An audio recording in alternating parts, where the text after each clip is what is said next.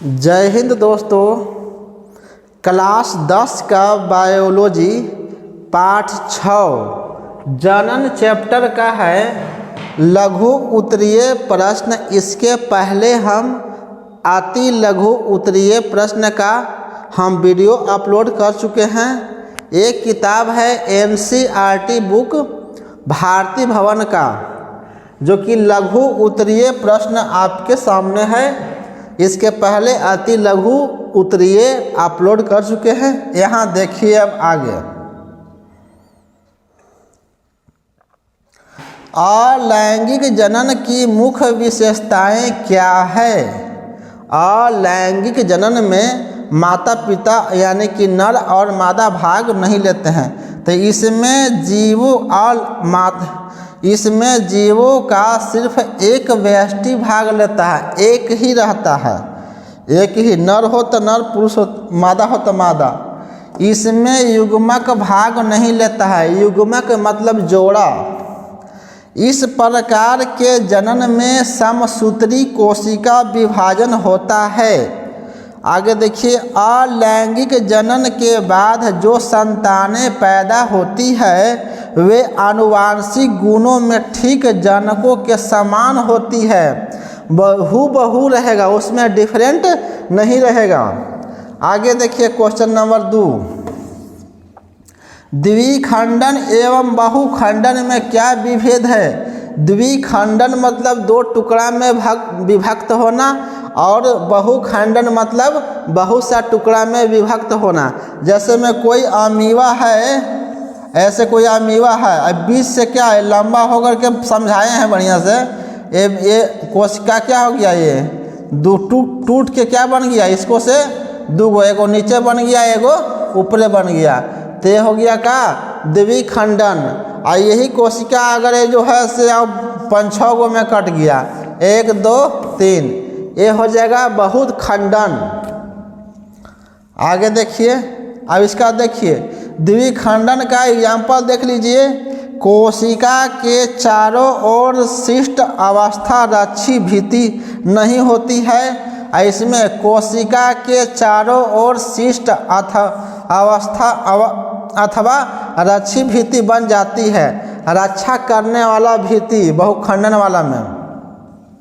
आगे देखिए, द्विखंडन में बहुखंडन की सतह की कोई प्रक्रिया नहीं होती है, और यहाँ शिष्ट के भीतर कोशिका का केंद्रक कई बार खंडित होकर अनेक छोटे छोटे केंद्रक बनाता है, जो संतति केंद्रक कहलाते हैं। और प्रत्येक संतति के लिए केंद्र के चारों ओर कुछ कोशिका द्रव एकत्रित हो जाता है, और उनके चारों ओर पतली झिल्लियां बन जाती है। 3 देखिए, जनन जीव खंडित होकर मतलब टुकड़ा होकर के 2 नए जीव को जन्म देता है। यहाँ देखिए, जब शिष्ट फटती है तब इसमें उपस्थित अनेक संतति कोशिकाएं निकल जाती है, जो नए जीवों को उत्पन्न करते हैं। जैसे में कोई गोल बीजाणु ऐसे गोल है, इसमें फटेगा, ढेर सारा निकलेगा ये, और क्या अपने आप को ब्लास्ट करके। इसी तरह से होता है बीजाणु गुणन में भी होता है, फटेगा वो ढेर सा निकलेगा। अब देखिए, कायिक प्रवर्धन को परिभाषित करें, यानी कि पौधे का कोई काया मतलब शरीर का कोई भाग से नए जीव का उत्पन्न होता, नए पौधे का उत्पन्न होता है, उसे कहते हैं कायिक प्रवर्धन। देखिए, अब देखिए कायिक प्रवर्धन क्या है, इसको अच्छा से। जनन की वह प्रक्रिया जिसमें पादप शरीर का कोई कायिक या वर्धी भाग, माने कोई शरीर का कोई भाग, जैसे में आ गया तना, पत्ती आदि, परिवर्तन या विलग माने अलग होकर नए पौधे का निर्माण करते हैं, उसे कायिक प्रवर्धन कहते हैं। इसके द्वारा बनाने वाले पौधे अपने जनक के अनुरूप होते हैं, मतलब हूबहू रहेगा। यह भी कायिक प्रवर्धन एक अलैंगिक जनन का रूप है। चलिए, कायिक प्रवर्धन सामान्यतः ऑर्किड, अंगूर, गुलाब एवं सजावटी पौधे में होता है। कायिक प्रवर्धन प्राकृतिक एवं कृत्रिम दोनों तरीके से होता है। ये प्रवर्धन जड़, तने एवं पत्तियों से होते हैं।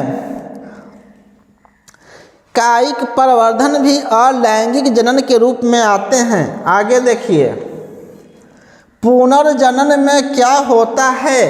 यह जनन की एक विधि है। इस जनन में जीवों का शरीर किसी कारण से 2 या अधिक टुकड़ों में खंडित हो जाता है तथा प्रत्येक खंड अपने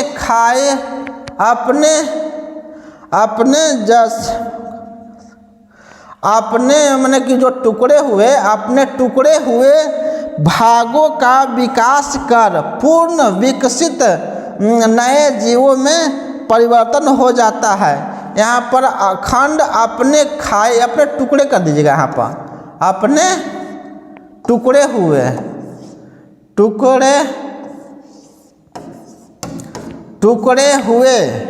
भागों का, ये तो टूटे हुए भाग, अपने टूटे हुए लिख सकते हैं, टूटे हुए भागों का विकास कर और पूर्ण विकसित नए जीवों में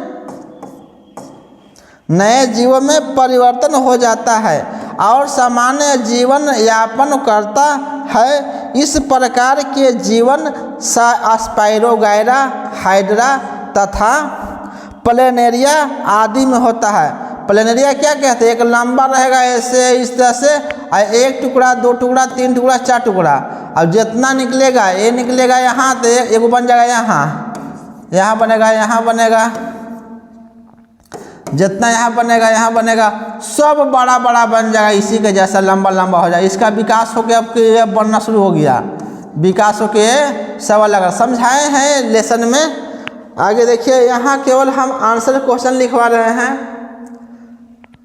बीजाणु गुणन से जीवों को क्या लाभ है। बीजाणु गुणन से जीवों का क्या लाभ है। बीजाणु गुणन द्वारा जनन से जीव लाभान्वित होता है, क्योंकि बीजाणु के चारों ओर एक मोटी भीति होती है, जो मोटी भीति होती है, जो प्रतिकूल माने कि अपना वातावरण के परिस्थितियों में उसकी रक्षा करती है और नम सतह के संपर्क में आने पर वह वृद्धि करने लगती है।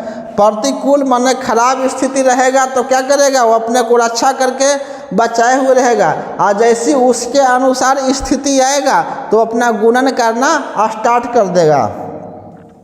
कैसे है वायरस, बाहर वायरस क्या है, सजीव और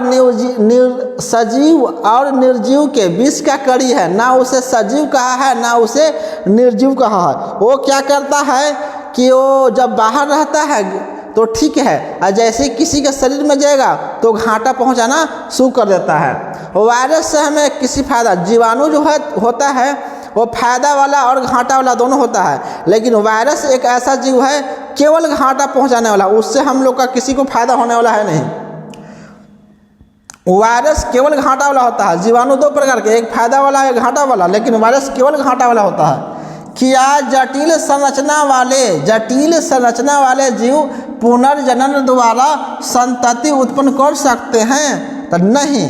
जटिल मतलब बहुकोशिकीय वाला, जैसे हम लोग का शरीर हो गया कॉम्प्लेक्स है। इसका मुख्य कारण है कि पुनर्जनन के समान नहीं है, क्योंकि जटिल संरचना वाले जीव के किसी भाग को काटकर सामान्यतः नया जीव उत्पन्न नहीं करते। जटिल संरचना वाले जीव केवल लैंगिक जनन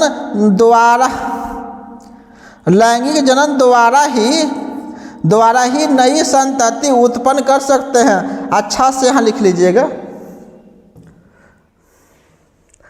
लैंगिक जनन की क्या महत्व है? लैंगिक जनन से जनन संतति में विविधता आती है, मतलब विविधता आती है। कोई विद्वान, जैसे में माता पिता विद्वान है तो उसका बच्चा होगा तो चाहे तो विद्वान भी हो सकता है और मूर्ख भी हो सकता है, तो यही विविधता आ जाती है। लेकिन कायिक प्रवर्धन में ऐसा नहीं होता है।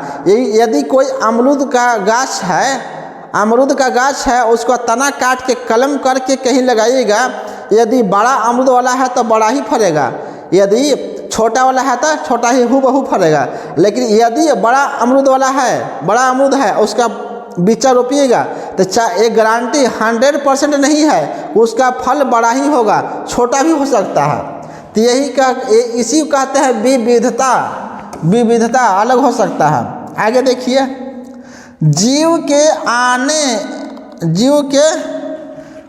आगे युग्मक बनाते हैं। जीव के पहले क्या युग्मक बनाते हैं, जिसके कारण आनुवांशिक विविधता का विकास होता है। नए जीवों के विकास में इसकी महत्वपूर्ण भूमिका होती है। आगे देखिए, एक प्रारूपी पुष्प के सहायक अंग एवं आवश्यक अंग में क्या भिन्नता है? तो एक प्रारूपी पुष्प के सहायक अंग फूल को आकर्षक बनाने के साथ आवश्यक अंगों की रक्षा भी करते हैं अथवा आवश्यक अंग जनन का कार्य करते हैं।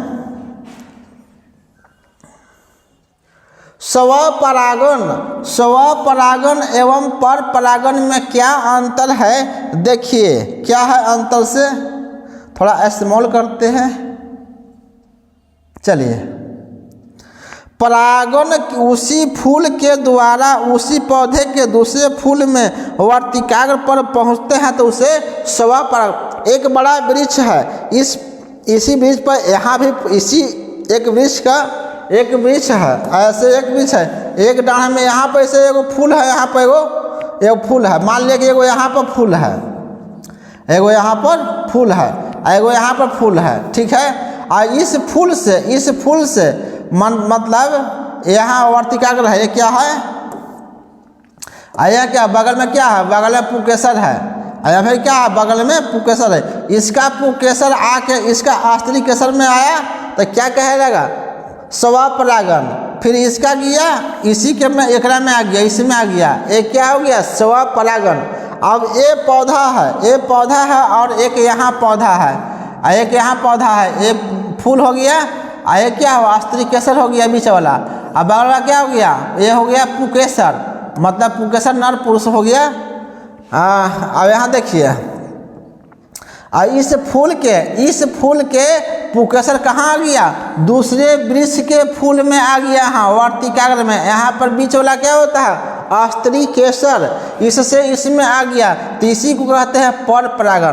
परपरागन हवा द्वारा, पानी द्वारा, पक्षियों द्वारा, कीड़ा मकोड़ा द्वारा, भौरों द्वारा, मधुमक्खी द्वारा। इस दूसरे पेड़ है, यहाँ पर ये क्या हो गया? दूसरा पेड़ है, तो इसी को कहते हैं परपरागन। तो देखिए, परागकण उसी फूल के या उसी पौधे के दूसरे फूल में वर्तिकाग्र पर पहुँचते हैं। या तो एकरे पुकेसर है, इसी का पुष्कर इसी में आ गया, इसका तो दूसरे में आया था ना, दूसरे फूल में, इसी का निकला एकरे में हिल गया, तो इसे भी कहते हैं स्वपरागन। परागकण किसी दूसरे पौधे के फूल के वर्तिकाग्र पर पहुँचते हैं तो इसे क्या? परपरागन कहते हैं। 2 नंबर में देखिए, और परागकणों के नष्ट होने की संभावना कम होती है, अब परागकणों के नष्ट होने की संभावना अधिक होती है। ये देखिए, इस क्रिया से उत्पन्न बीज अधिक स्वस्थ नहीं होते हैं। यहाँ देखिए, परपरागन में क्या होता है? इस क्रिया से उत्पन्न बीज अधिक स्वस्थ होती है। इस क्रिया से इस क्रिया से क्या होता है? नए जातियाँ उत्पन्न नहीं होती है, लेकिन इस क्रिया से नए जाति उत्पन्न होती है। आगे देखिए, अलैंगिक जनन की तुलना में लैंगिक जनन से क्या लाभ है? लैंगिक जनन में शुक्राणु तथा अंडाणु। अच्छा, यही क्वेश्चन रिपीट हो गया, देखिए यहाँ से। अलैंगिक जनन की तुलना में लैंगिक जनन से क्या लाभ है? लैंगिक जनन में शुक्राणु तथा अंडाणु के संयोजन माने मिलन के कारण ही डीएनए द्वारा पैतृक माने पिता के गुण, पैतृक गुण, ये तो माता पिता कह सकते हैं, दोनों आते हैं इसमें, जीवित रहने के लिए अधिक शक्तिशाली होते हैं। जबकि अलैंगिक जनन में एकल डीएनए होने के कारण जीवित रहने की संभावना कम हो जाती है। 2 नंबर में देखिए, लैंगिक जनन में डीएनए की दोनों प्रकृतियों में कुछ ना कुछ अंतर अवश्य होती है, जिसके परिणाम स्वरूप नए पीढ़ी के नए लिखेगा बढ़िया से, नए पीढ़ी के सदस्य जीव में भिन्नता अवश्य दिखाई देती है, जबकि अलैंगिक जनन में भिन्नता नहीं दिखाई देती। यदि उसमें किसी कारण से भिन्नता आ जाती है तो जीव की मृत्यु हो जाती है।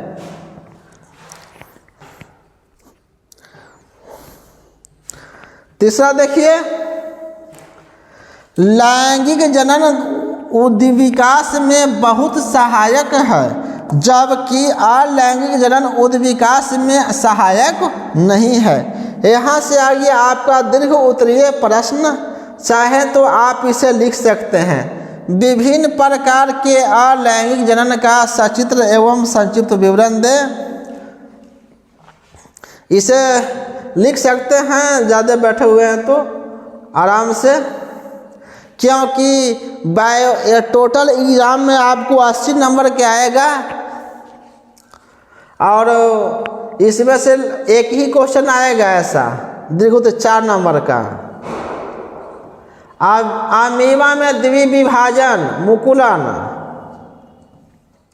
देखिए आप स्क्रीन माने रोक के आप लिखिएगा,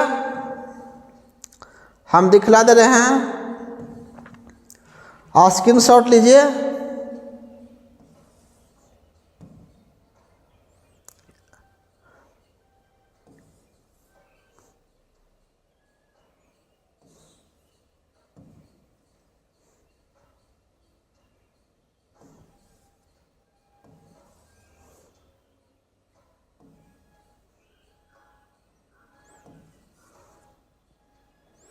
ज़्यादा बड़ा है।